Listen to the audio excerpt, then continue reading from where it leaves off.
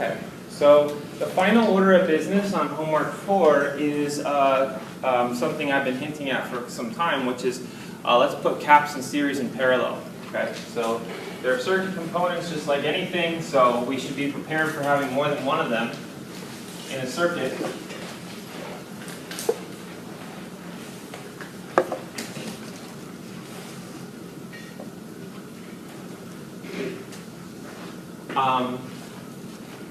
So let's do caps in series and parallel. And I'm going to start with the parallel one, just because it's the easier one, and then I'll do the series second. So here's my battery, and I'm going to charge not one but two capacitors.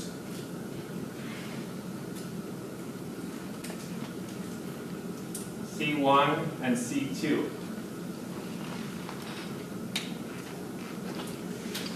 Now, I could certainly put a resistor in the way and have it charge exponentially. It'd take till infinity to fill forever.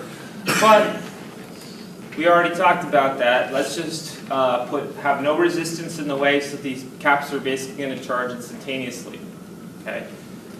And I purposely, if that is not a mistake, I have had the plates of capacitor 2 seemingly pretty stretched out there. And that's because I want to have some visual representation of why, of the fact that the capacitor 2 is the larger one. Okay? Now I could of course have a larger capacitance value for many different reasons. It could have a better dielectric, or the plates could be closer together. But I'm choosing to represent it by the fact that the plates have a larger area. Okay? So let's think about what happens here. If you connect this up, then the battery immediately wants to turn the top section into an equipotential with the positive terminal, the high voltage terminal. And of course, the way it can do that is by putting charge on these guys. So plus charge is going to flow onto here and onto here. So, like so. And the battery really acting as like a pump will, of course, also create a negative charge on the other one. Okay? So that's what we have. And of course, by very nature of parallel, this is true whether the resistors or caps, the voltage drop across both is the same, right? So let's start another kind of master chart here, series and parallel. So we had a kind of a long column here for resistors in series and parallel. Let's make a similar chart with caps. And with parallel, which is what we're starting with, is of course the voltage is the same across each one.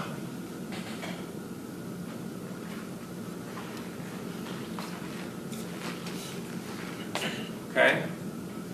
So this is not new. This is the same whether they're resistors or caps. Okay?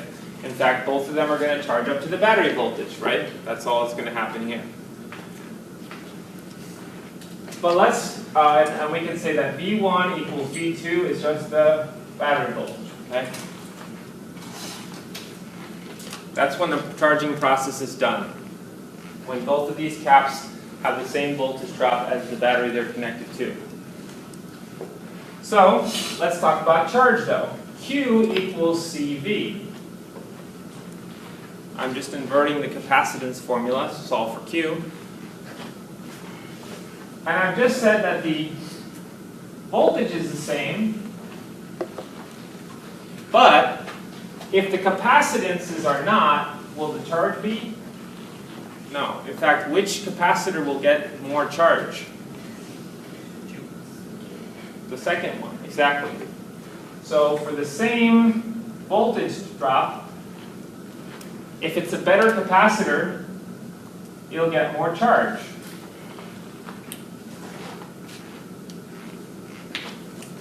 So,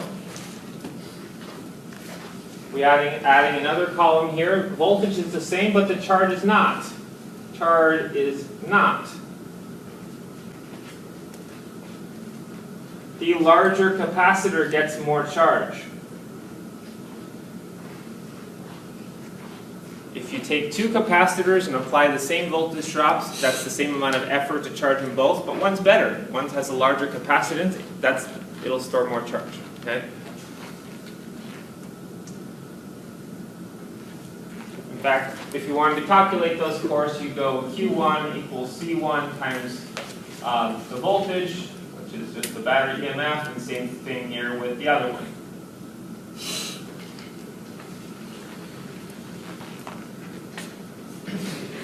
And I guess I've already drawn it that way, but I should probably emphasize this. So this capacitor has much more charge on it. Looks like that.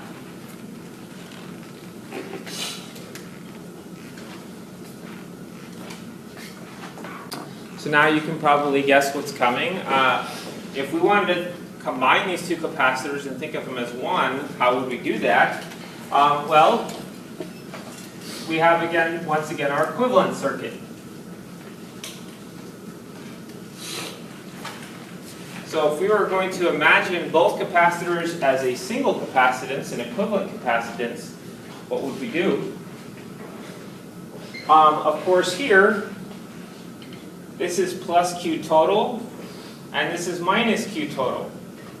So if we think of the whole bank of capacitors as one, then there's a certain total amount of charge separation, plus and minus. And we can, of course, use good old Q equals CV for the entire equivalent circuit as well. Q total equals C equivalent times, and then here, of course, the voltage drop is just the battery EMF. So, now, how much charge have we really separated? Well, let me point out that if I have Q1 over here and Q2 over here, I've actually separated just the sum, right? So the amount of charge I've been able to separate on each plate is just Q1 and Q2 add together.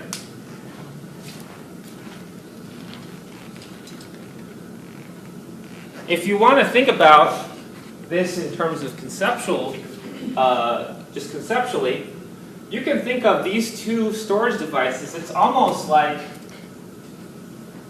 this, right? It's almost like if you have two parking lots for charge, it's like two parking lots means one big parking lot, right? It just happens to have two entrances, right? And it also happens to, of course, have some kind of barrier between them, right? It's like sometimes you see, right, there's like what seems like a big parking lot, it's got two entrances, but then when you're driving around you realize, oh, I can't actually get from this part to this other part. But it still effectively serves as one big parking lot, right? So that's what we have. So what we're expecting here is that if you have two capacitors in parallel, that actually should be a larger capacitance overall. So what we expect is, of course, that C equivalent should be larger than the individual, I guess I've just been calling them C sub I. We expect that the capacitance overall should be greater than either one, because we've been able to separate the charge on both. And in fact, let's go ahead and plug in our equations here. This is C equivalent times the EMF. This is C1 times the EMF. This is C2 times the EMF. We plug in what we have from here and from here. We cancel that off and we find, indeed, when you combine capacitors in parallel, you get that the equivalent capacitance is just the sum of the individuals. So now we have our addition rule. So we have that C equivalent for capacitors in parallel is just the sum of the individual ones. Did I use I or N before? I can't remember what subscript I used. Did I use? You think you use N. N, okay, let's do N, sorry. C sub N, okay. You just add them up.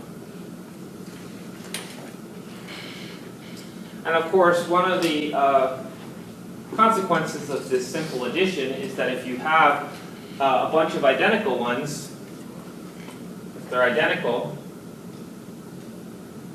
you just multiply the number you have times the capacitance of 1. That's not nanocoulombs. I don't know how to make that clear. N times C. Okay? So if you happen to have 10 1 farad capacitors placed in parallel, that's like a 10 farad capacitor acting as, so you have basically a bank of capacitors all working together, right? Okay?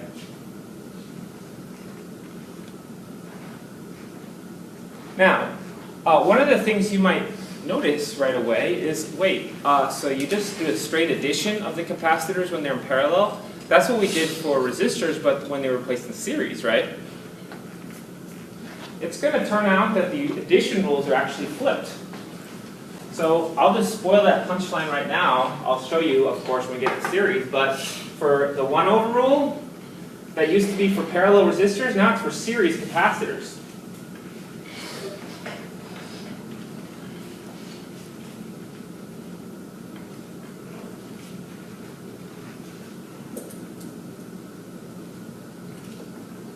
I'll prove that to you later, but I just want to point out at this point that the rules are reversed.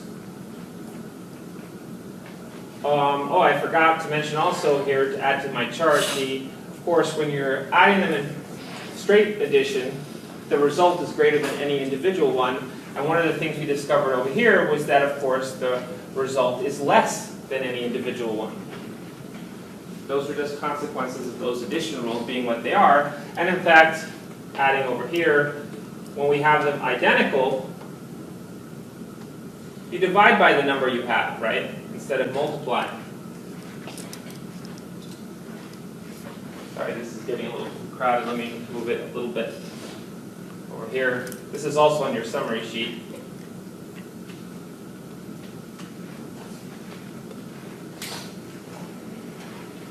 So the rules are reversed. I'll talk a little bit about why that is. There's a way to think of that, this why they're reversed. But for right now, before I move into the series, I of course have to talk about energy storage. Okay? Are there any questions before I do the potential energy?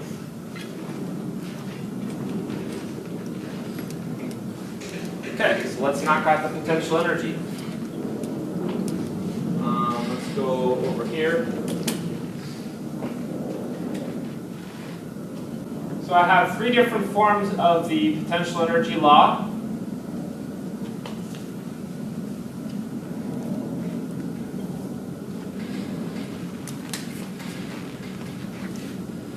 And here I can finally kind of show you why is it that we might prefer this one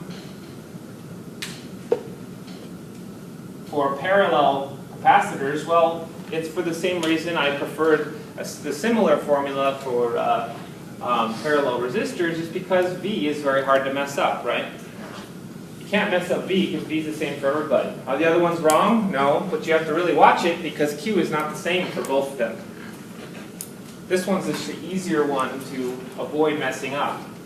And in fact, it tells us that if V is the same for everybody, if C is larger, what does that mean about the potential energy? It's larger as well. So C is larger, PE is larger. So we can add that over here. The larger capacitors will hold more energy.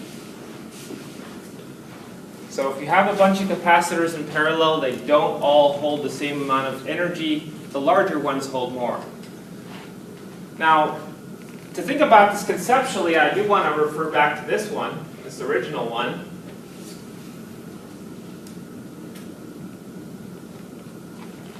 And the reason I like that original one is because it tells me the 2 ingredients that go into how much energy is stored. Q is how many charge carriers you have on there. And V, remember what V is, volts, energy per charge. So it tells us how many total charges are on there and how much energy do they each carry, right? So if we go here,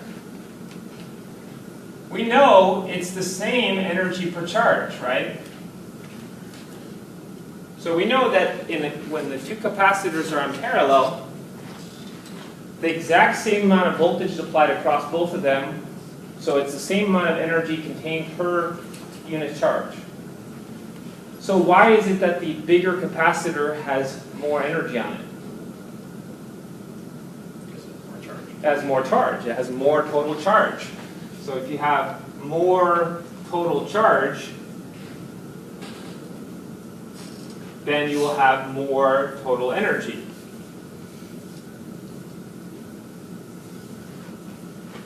That's why. So if you went to any one individual charge here, let's say comparing this plus charge with this plus charge, they have the exact same amount of energy. Because the energy per charge is the same. The difference is that this one doesn't have as many of those, and this one has many more. Okay? That's why the larger capacitor stores more energy. Okay? So if I wanted to add in here, why does the larger capacitor have more energy? It has more charges.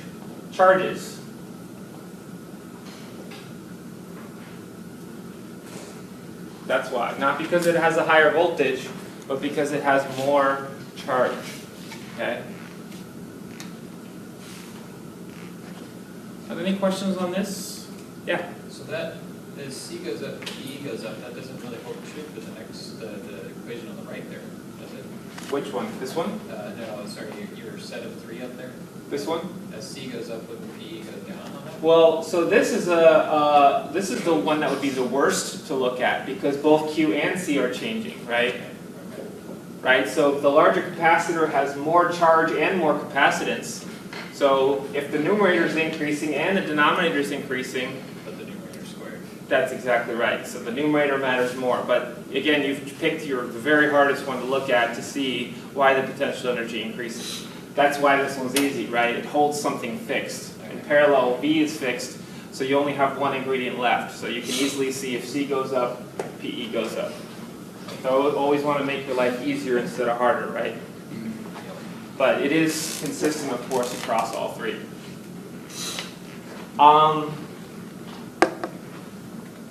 Okay, any questions before I move on to the series one? We'll work the series the same way. Okay, so let's do it.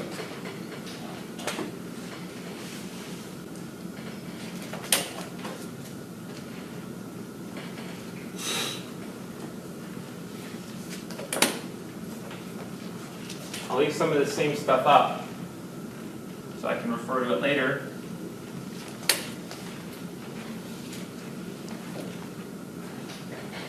This is just generic potential energy stuff.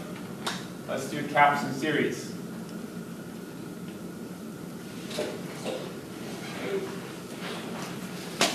So now I'll take the exact same 2 capacitors, attach them to the same exact battery, but do them in different ways. I'll connect them in a row, like that.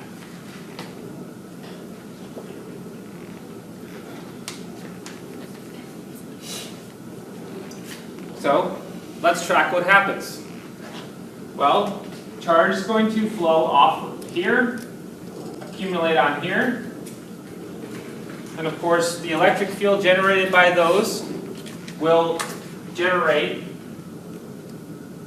that plus charges get pushed off of that plate, leaving a minus charge behind. Those plus charges that get repelled off that plate don't have far to go because they now accumulate over here. And once they accumulate over there, they of course push positive charge off there. It's kind of like a relay race, okay?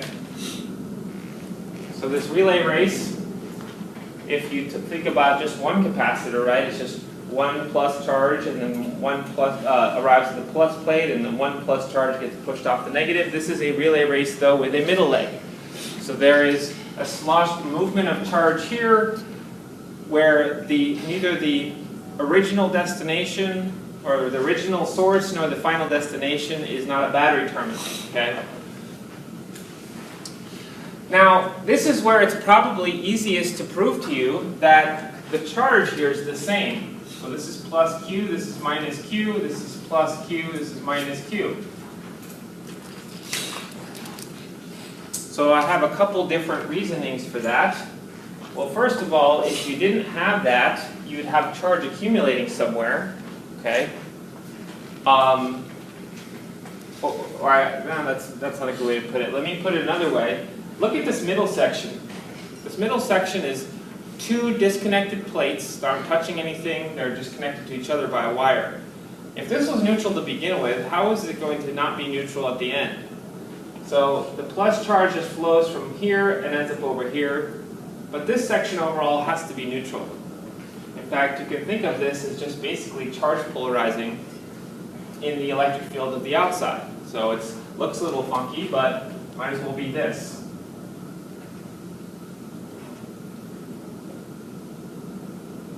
The middle section is just charge polarizing in the electric field of the outsides. Okay? It just, instead of looking like the sphere like we normally draw it, it looks like two metal plates with a wire attached. Okay? So this is a relay race, charge being the same. So we put the same amount of charge on each plate. However, just like with resistors, that does not mean the voltage is the same, right? So with resistors, we talked about the current being the same, right? The current is the same through every element, because there's no forks. You have to go through each one. Well now, instead of current, we're talking about what current accumulates, which is charge. So there's charge is the same. And we also learned that the voltage drops were not the same, right? In series, the voltage drops were not the same. Let's find out what happens. The only thing we know for sure is that the sum of the two has to be the battery voltage, but they are not necessarily equal. If we go back and we look at our formula, let's invert our definition of capacitance, V equals Q over C. If they have the same charge,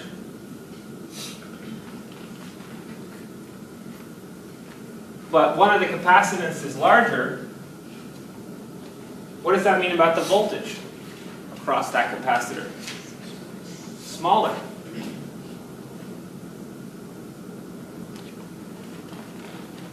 Interesting. We find that the voltage is not the same. We find that these smaller capacitors have the larger voltage drops.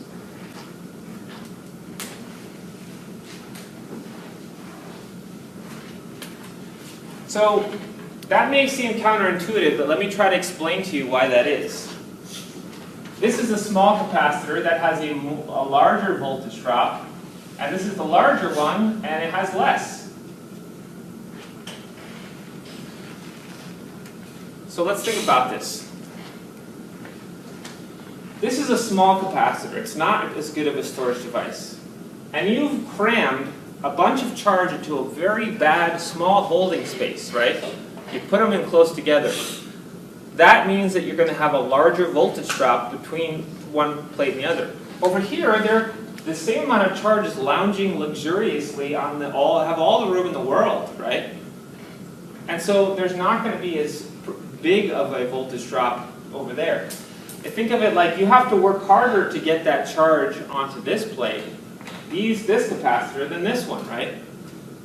It's going to take more effort, right, to get it onto here, the small space, and less effort to get it onto this big, large space, okay? Does that make sense?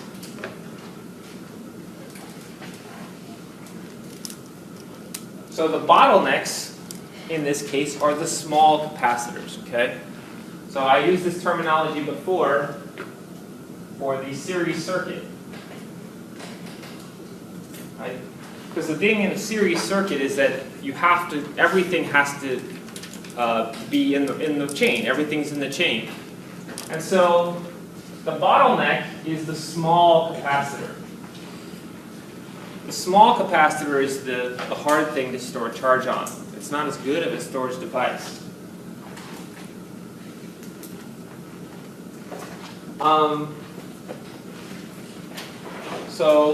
Let's figure out what's the equivalent capacitance.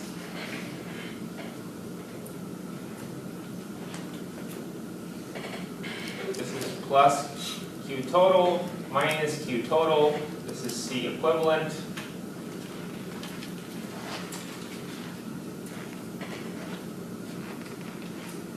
And once again, we can apply our equation for the equivalent as a whole.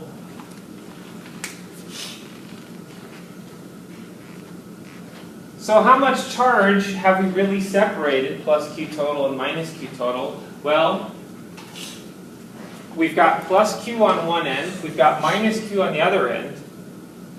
And if we pulled out this segment in between, we'd have a neutral hunk of stuff. Okay? So really, the charge separation we've been able to achieve is plus Q at the beginning, minus Q at the end, and it kind of flip-flops in between, but we haven't really gotten more storage ability, right? Again, if I took this middle segment out, right, I'd have a neutral hunk of stuff. So basically, Q total is Q. Q total and Q1 and Q2 are all the same thing. The amount of charge I've been able to separate overall from beginning to end is the same amount of charge that both capacitors individually have been able to separate. So let's see what happens there. Let me take this thing here and I'll plug in for that. I'll plug in that EMF is Q total over C equivalent. And here I'll plug it in for the individual resistors.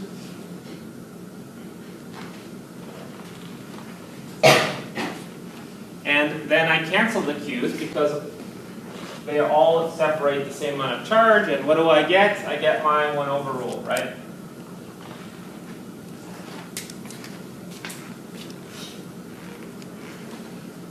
So if you plug in capacitors in series, you actually get a worse storage device. How can you think of that conceptually? Well, you aren't able to separate any more charge than if you connected overall as they do individually, and of course you have to split the voltage drop between them, so you don't put as much effort into either one as you would if they were both connected across the battery terminals. You might question, why would you want a capacitance that was low? Well, you of course want to always be able to tune in whatever capacitance you want based on the capacitors you have. So if you want a certain capacitance and you only have capacitors that are bigger than that, you can put them in a series to bring the value down. Okay? Are there any questions before I talk about energy?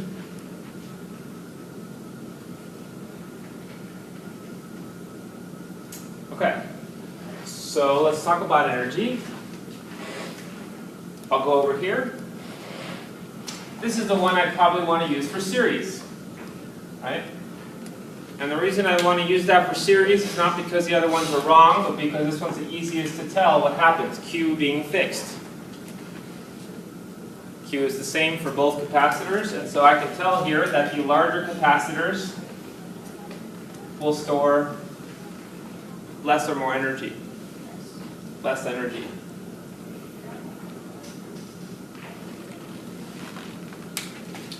So let's put that over here. Actually, let me put it as the smaller capacitors store more energy.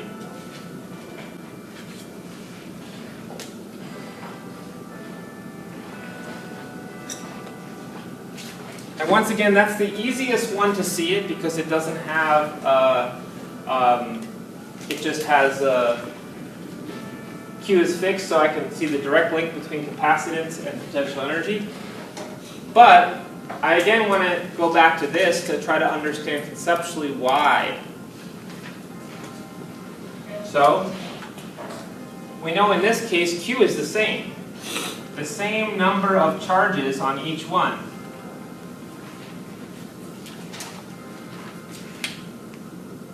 So now the reason why one stores more than the other is not because of total number of charge carriers, it's because of the voltage.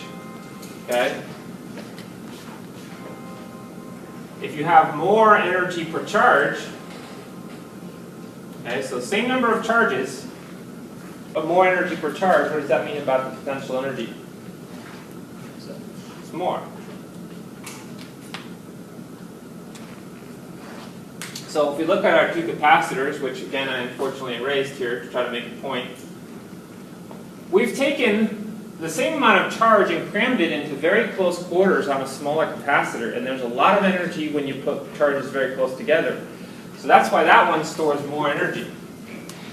The smaller cap, because it's got all of that charge plugged in or stuffed in very close proximity, that's why it stores more energy than the one where the charges are just luxuriously hanging out. So here, this one is because it has more voltage drop. So more energy per charge. The number of charges on each capacitor is the same. It's about, are they crammed into close proximity or are they luxuriously hanging out away from each other? Okay. Okay. So, now what I want to do is I want to show you that, and then to the extent that this is helpful, that there's a huge analogy between resistors and capacitors. I've already hinted at it, but I want to expound on that. Okay? So we mentioned that in series, the bottleneck is where all the action is, right? The smaller capacitors, that's like the bottleneck, the bad storage devices. They get more voltage drop, they have more energy stored. The bad capacitors, right?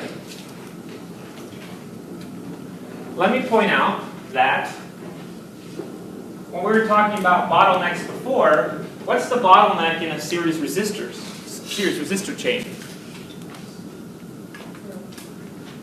So which resistor is the one that gets the biggest, all the stuff? Is it the big resistor or the small resistor? It's the big resistor, right? We learned that the bottlenecks were the large resistors. They got the most voltage drop and dissipated the most power, right? That's where most of the action was. The large resistors, you have to pay them the most attention, right? They got the most voltage drop, they got the most power dissipated. Now we have that the small capacitor is acting the same way, right? That's the bottleneck. The small capacitor in here is going to get the larger voltage drop and the most energy stored. Okay? That's the bottleneck idea, right? That's where all the action is.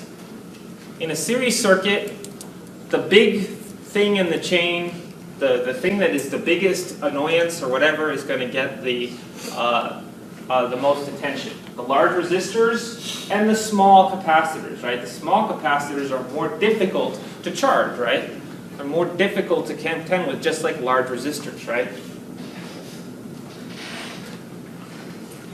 Let's go to the parallel side. Remember, in series, you have to deal with everything because everything's in a row. But in parallel, you have choices, right? You don't have to contend with everything. You have to pick a path, right? So in a parallel resistors, you pick one branch to flow through, right? No charge carrier will flow through all of them, right? So now we talked about this as the sideshow, right? I'm not going to have any room here. Let me try to sneak it in here. So we talked about the sideshow.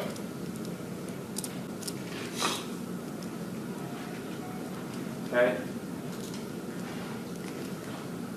So we talked about this idea that now the action is at this small resistors, right? We found that these small resistors was where most of the current went, right? And also had the most power dissipated as well. It's the large resistors that are the kind of afterthought, right? The sideshow. So it's the large resistors. I guess, which way do I want to do it? I guess I'll do it with the small resistors.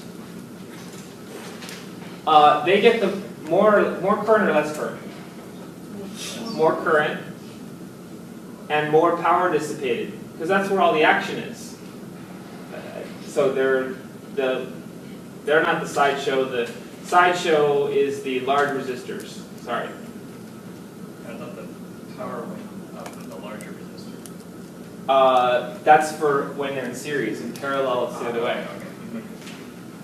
So the large resistors are now the sideshow, and the most action is at the small resistors, right? So the small resistors in parallel get the most current because it's the easy way, and they also dissipate the most power. Well, same deal, okay? So the small resistor is easier here, the large capacitor is easier, right? The large capacitor is easier to store charge. So what do we see? The larger capacitor stores more charge and stores more energy.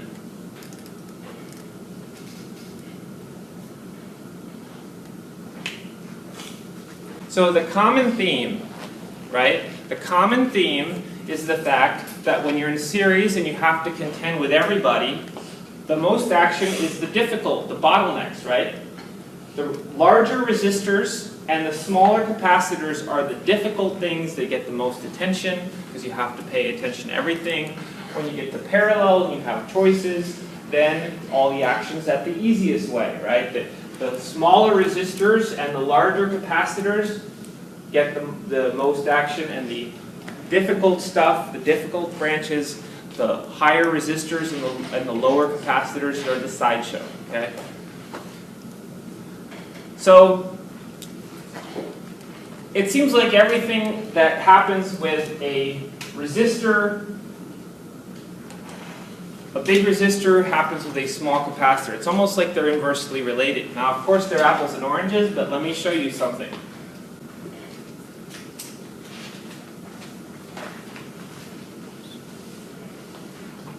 Ohm's law, V equals IR. Okay? Let me write for capacitor, Q, and let me write it like this. So that's how resistance is defined by Ohm's law and how capacitance is defined. Look at this. V, right? Voltage drop across them. Current, which is the charge that flows through them, and then Q, of course, is just the charge that accumulates. So we call it Q instead of I, right? Look at the rest of it. R is like 1 over C, right? And that is exactly why large resistances are like small capacitors, right? Makes it so large resistor, I don't know what the analogy symbol is. R is like 1 over C. Does that seem right? It's been a while since I took the SATs. Okay? So that's why they seem to be kind of flipped like that. The more difficult things are large resistors and small capacitors. And because of this relationship in the equations, it's no wonder that the addition rules got flipped, right? That's exactly why they got flipped. So remember, the straight addition, right, just adding the values, that works for series resistors and parallel capacitors. The 1 over rule, that works for parallel resistors and series capacitors, okay? So hopefully this gives you a kind of a nice way to see that there's an overarching behavior here between resistors and capacitors. If you're solid on series and parallel resistors, this isn't really that much different, okay?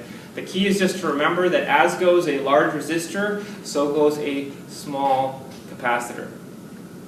And then the rest of it is just details. Instead of talking about current, we talk about the accumulation of current, which is charge. And instead of talking about power dissipated, which is energy being sent to the environment, we talk about PE, which is energy stored. Okay, so that's all your analogies. So instead of I, we talk about Q. Instead of talking about P, we talk about PE. Okay, so this right here